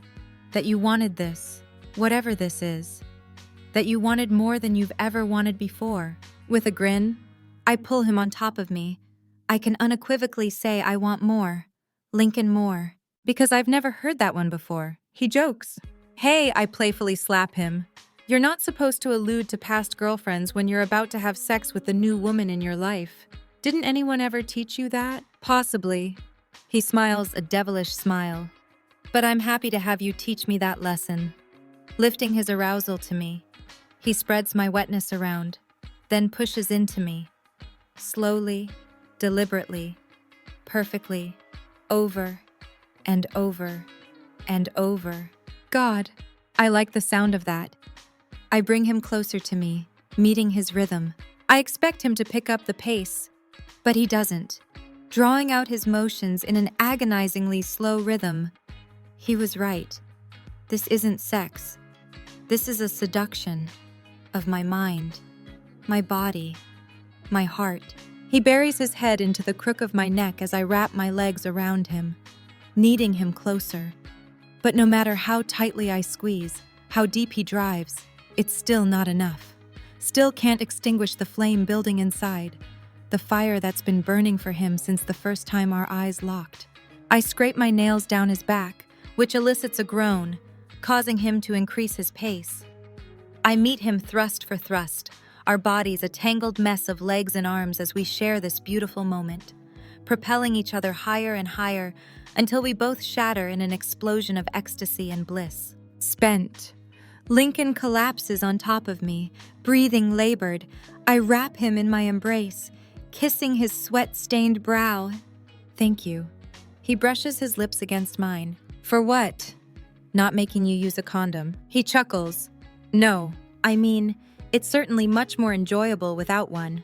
But thank you for letting me in, for choosing me. It was never a choice with you. Chapter 31. Light filters into my bedroom as I stir from a restful sleep, my mind quiet for once, my muscles sore. I stretch, yawning, then steal a glance at the clock on the wall, expecting it to be maybe 6 or 7 in the morning. When I realize it's afternoon, I shoot up, scrambling for my phone. I never sleep in like this, especially on a weekend. Hell, most weekends I don't sleep. I shudder to think of all the stories I missed last night. Last night, I dart my eyes to the opposite side of the bed, finding it distressingly empty, despite the evidence of a body having slept there. Maybe it was too good to be true. Maybe in the light of day, the reality of the risk he'd have to take finally hit Lincoln and he left. I can't blame him. He's seen the mess that is my life. Alcoholic mother, disappointed father. I just thought things would be different this time. Thought we'd connected in a way we never had. In a way I never had. I actually fell asleep feeling something I hadn't in so long. Hope. I bury the notion, needing to focus on the more pressing issue of my mother's current condition. I step out of bed, yanking a t-shirt over my head before pulling on a pair of yoga pants. When I spy my panties lying on the floor, I stop, a pang squeezing my heart. On a hard swallow, I pick them up, staring at them.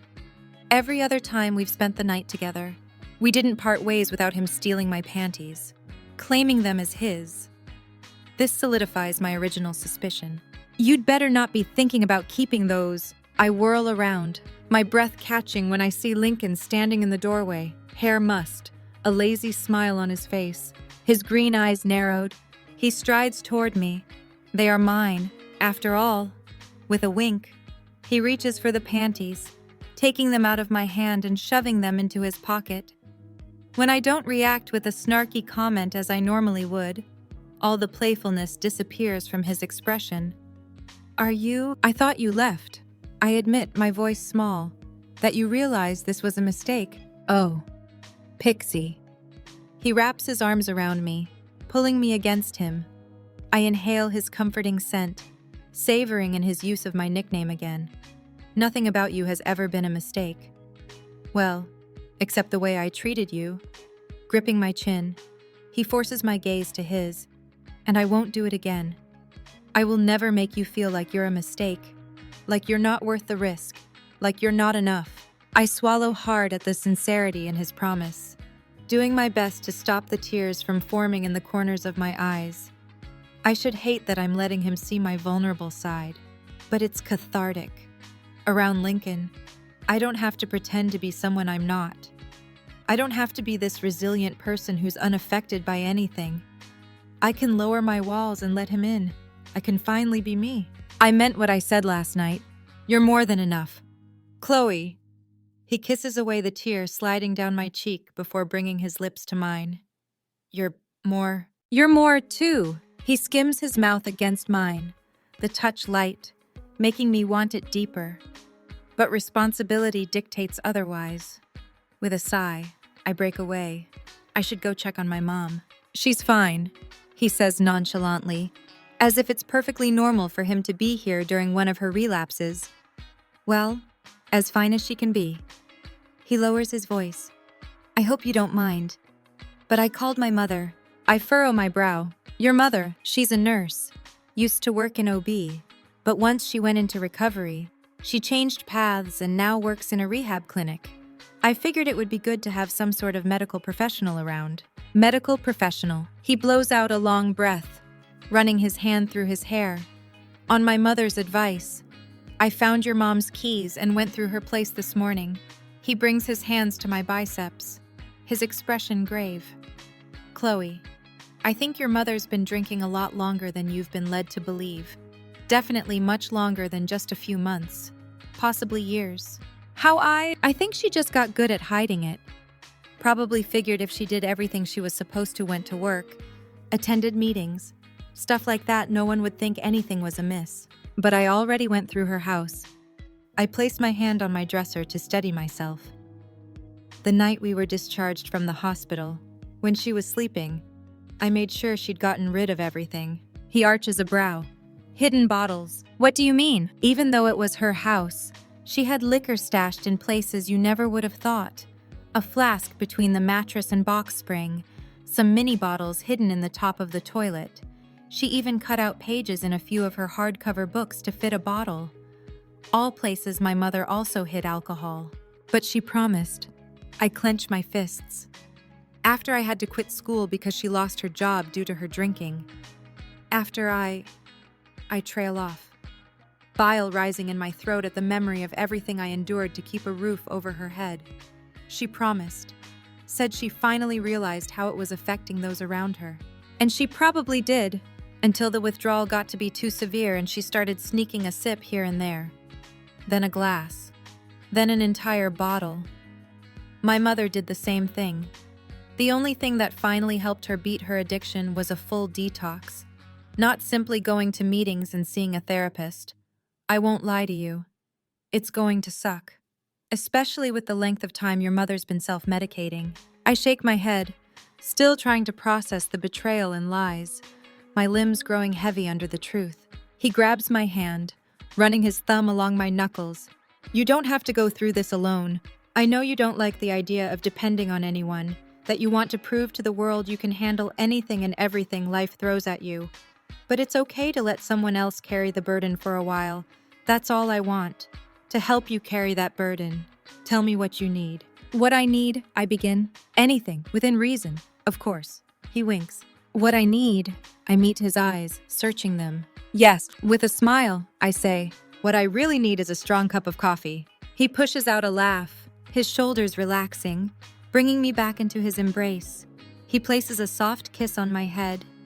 I breathe him in, wishing I could stay here all day, maybe forever. I can do that. I already figured out how to use your espresso machine, thanks to Google. He winks. Good. Because you'll need to get used to making me espresso if you want to earn your keep around here. I lift myself onto my toes, brushing my lips against his, and I certainly plan on doing just that. Chapter 32. I won't lie and say the next few weeks are a walk in the park, because they certainly aren't. In fact, I can't remember a more stressful time, a more agonizing experience. Watching my mother's body shiver and shake as it fights to rid itself of all the toxins has opened my eyes and made me come to terms with the idea that I failed her. That I should have done more than insist she go to meetings and see a therapist. That I should have demanded more than just her word that she'd quit drinking. I still have trouble reconciling the fact that she hid it so well from me for so many years. Thankfully, Lincoln's mother, Wendy, has helped me understand better than any high-priced therapist ever has. Seeing how well she's doing has given me hope my mother will also make a full recovery. Finally, I think it's given my mother hope, too. Have you left this place at all this week? A deep voice says as I stand in my mother's kitchen. Heating some soup Wendy brought over. I look up from the stove, smiling when I see Lincoln standing in the doorway. He's been more than understanding of my need to stay with my mother these past few weeks. It's been a long process. One we've dragged out even longer by not having my mother quit cold turkey. At first, I didn't like the idea of continuing to let her drink a single drop, but Wendy eventually convinced me that stepping down her alcohol consumption over a period of a few weeks would be best. After reading up on the severity of alcohol withdrawal side effects, I have to admit, she was right. Especially considering my mother's been able to detox in the comfort of her home instead of a clinic. I insist, stirring the soup before putting the cover on it, allowing it to simmer. He arches a brow, tilting his head. For more than a few minutes to answer a phone call on the back deck, I open my mouth, then snap it shut. He's got me there. Chloe. He exhales as he strides toward me, running his hands down my arms in a soothing manner. You need to give yourself a break. I am, really. You've been holed up here for nearly 3 weeks now. You've put your entire life on hold. I'm still working. I remind him. My boss said it was okay for me to work out of the office. Granted, I didn't give her the exact details, just said there was a family emergency. When Evie heard she'd called, wondering if everything was okay, I told her not to worry, using my mother's concussion from the nail gun incident as an excuse. I've kept her problem a secret for so long, I'm not sure how to tell my friends without them feeling betrayed. Yes, but you're sacrificing everything else. He licks his lips, hesitating before lowering his voice. You haven't been to class in 3 weeks. Lincoln, with a warning tone. I push away from him. I'd hoped we could leave the professor-student relationship in the classroom, where it belongs. To his credit, this is the first time he's broached the subject, although I have a feeling he's been wanting to bring it up since the first day I didn't show up. I'm worried about you. Well, don't... I snap, defensive, my face heating. I spin from him, stirring the soup with more force than necessary, the liquid splashing onto the stovetop. Once my mom gets through these next few days, I'll go down to campus and officially withdraw from class. Your mom said the first few days without alcohol are the worst. It's Friday. We stopped permitting her any alcohol Wednesday, so I withdraw, he interrupts, his voice soft. He touches my shoulder, forcing me to face him. What do you mean? It's for the best. How? If there's ever a question about us, you don't have to worry about any code of conduct. I'm unable to look into his eyes as I rattle off the response I'd prepared. If asked, I'll say I'd already decided to withdraw, that you had nothing to do with that decision, that a family emergency prevented me from filling out the necessary forms. With me not having been in class since we slept together, it'll make any appearance of impropriety diminish. Why would you withdraw when you're so close to graduating? Like my father loves to remind me, it's already taken me 10 years to get my bachelor's. Although the idea of him gloating about being right eats away at me. What's one more? My mother needs me. Are you sure that's the case? Or is it the other way around? I'm the one who's dropped the ball on this for years now. My voice rises in pitch, my gaze fiery. The least I can do is make sure I'm here for my mother so she knows she doesn't have to go through this alone. Like I should have been when I trail off, collecting my thoughts. But Lincoln interrupts me anyway. And how do you think she'll feel when she learns her daughter, who's mere weeks away from graduating, withdraws to take care of her yet again? He shoots back in an annoyingly calm tone, which only irritates me even more. I take several steps back as my eyes dart around the room. His analytical stare trained on me. He squints, a puzzle piece falling into place. Unless she doesn't know she's the reason you quit school in the first place. Advancing, he grips my chin, forcing my eyes to his. Please tell me she knows. I didn't think it was important at the time. Pushing out of his grasp, I rummage through my mother's cabinets for a bowl. This is why I've avoided serious relationships as long as I have. People don't understand. Living with an alcoholic is a constant balancing act, balancing her already fragile emotional state against my needs. All my needs. Didn't think it was important, he says incredulously, keeping his voice low. Chloe, that is extremely important. Have you ever been honest with her? What's that supposed to mean? If you're trying to tell me this is all my fault, I know it is. I should have seen the signs earlier. I should have known something was wrong the first time she supposedly quit drinking, yet didn't exhibit any of the normal traits of alcohol detox. I was barely a fucking adult, so I messed up, I get that. But now I can finally do it right, and I don't need you reminding me I ruined her life. Desperate for some fresh air, I storm past him, but he's in front of me before I can escape. It's hard enough dealing with the truth of how I've constantly failed my mother, how I was selfish enough to just take her word for everything, not wanting to return to the way things were when she was at her lowest because of what that would mean for me.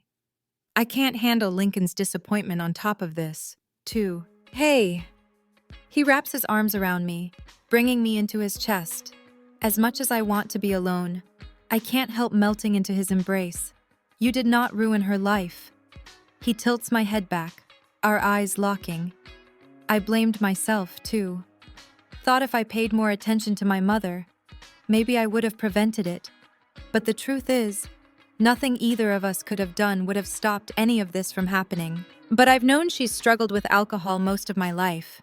Hell, I lost count of the number of times I lied to my father when it was my weekend with him, telling him I was sick so I could stay and take care of my mother. He pauses before asking his next question. I know you've hidden this from your father and pretty much everyone else. But have you spoken to someone about everything you've been through? With a sigh, I push out of his embrace, heading back to the kitchen. Izzy knows. I answer as I grab a ladle, scooping the soup into a bowl. I talk to her about it. Anyone else? Maybe a professional? I used to go to Al-Anon meetings, but it's been a while. I steal a glance as he lingers in the kitchen, a formidable presence. I guess I wanted to think everything we'd been through was in the past, that it was just something I could lock away and forget happened. It did happen. You can't pretend this isn't real. You're surrounded by friends who love you, friends who would love nothing more than to help you through this. You don't have to do this alone. I swallow hard. I don't know how not to be alone. I admit, it's one of the most honest statements I've made in a long time. For as long as I can remember, it's just been me and my mom. I've kept her secret for years. Isolated myself for fear it was the only way to protect her, to keep her safe. Lincoln approaches, enclosing me in his arms. You are a remarkable, strong, resilient woman, albeit stubborn. But it's okay to let others hold you up once in a while. He slowly lowers his mouth to mine, his soft kiss leaving me wanting more. It's okay to live your life. I don't even know how to do that anymore. I breathe. Then let me show you how. His lips press more firmly against mine as his hands go to my hips. their grip resolute and needy. He swipes his tongue along my bottom lip, and I open for him, reaching up and threading my fingers through his hair as I melt into the kiss. All the noise in my head alarmingly quiet. When he pulls away, his expression is light and carefree. You can start by finally coming back to class. I huff. Why do you care so much? This may sound like a foreign concept to you, but I care about you. I want you to succeed. A salacious smile crosses his mouth as he steps back and leans against the counter, his brows waggling. And I'd be lying if I said the past 3 weeks of not having you in class have been excruciating. His heated tone forces a shiver to roll down my spine. Foreign, yet so welcome. Is that so? I ask in a husky voice, approaching him, running my fingers up his crisp shirt. He slowly nods, his eyes darkening to a hunter green shade. That's so. And why's that? My hand wraps around his tie and I pull him toward me. He tries to lean in for a kiss, but I remain just out of reach. Even though you weren't there, I was still able to smell your perfume, like it's permanently ingrained in my senses. Looping an arm around my waist, he drags me to him, grinding his hips against me. And I can't tell you how hard just the smell of you makes me. I don't think you have to. Releasing his tie. I stand on my toes and nuzzle the crook of his neck, flicking my tongue along the skin. I can feel how hard it makes you. Muscles tensing. He grips my face, fingers digging into my skin, about to press his mouth to mine when the sound of footsteps breaks through. I jump away, snapping my gaze to the stairway at the exact moment Lincoln's mother appears. She comes to a stop, looking between us, smiling slyly. Now I know where Lincoln gets his smile from. Actually, I see a lot of him in her. While his 6'3" frame has a solid 10 inches over her, she has the same green eyes, dark hair, and compassionate personality. Mrs. Moore. I lower my head, shifting uncomfortably on my feet. Lincoln, however, appears just as calm and collected as ever, amused by my reaction. How's my mother doing? I told you, call me Wendy. Right, Wendy, turning from her to hide my embarrassment. I head toward the refrigerator and hoist myself onto my tiptoes, reaching for the breakfast tray on the top. But my height works against me. Seeing my struggle, Lincoln approaches, standing unnervingly close. I attempt to get out of his way, but he places his hand on my hip, keeping me in place as he reaches past me and takes down the tray. I expect him to let go of me once he sets it on the counter, but he doesn't, snaking an arm around me and pulling me close. Wendy's smile only grows in response. Your mother's doing as well as can be expected. She's had a few bouts of heart palpitations, but they've seemed to settle. Will we be able to keep her here? She's not exhibiting any extreme symptoms that would require constant medical supervision. I'll continue to monitor her, but because we didn't detox cold turkey, I don't foresee the effects to be as severe as they otherwise would have been. I blow out a breath, grateful I had a few voices of reason to help me make decisions about my mother's treatment plan. She asked to see you, she says after a few moments of silence. Oh, right. I step out of Lincoln's grasp, hesitant. While I feel compelled to be here during this process, I've tried to keep my distance, not wanting to sit through another verbal battering. At least the outbursts and angry shouts have decreased the past few days. I'll bring her soup up. I place the bowl onto the tray, along with a bottle of water and a baguette. And, Chloe Wendy calls out just as I'm about to head up the stairs. I glance over my shoulder. Yes, there's no need to jump away from my son whenever I enter the room. You're more than welcome to kiss him anytime you'd like. In fact, you're welcome to do more than just kiss him. She gives me a conniving look. My eyes widen, my cheeks burning, and I face forward, continuing up the stairs as Lincoln's deep chuckles fill the house with warmth, fill me with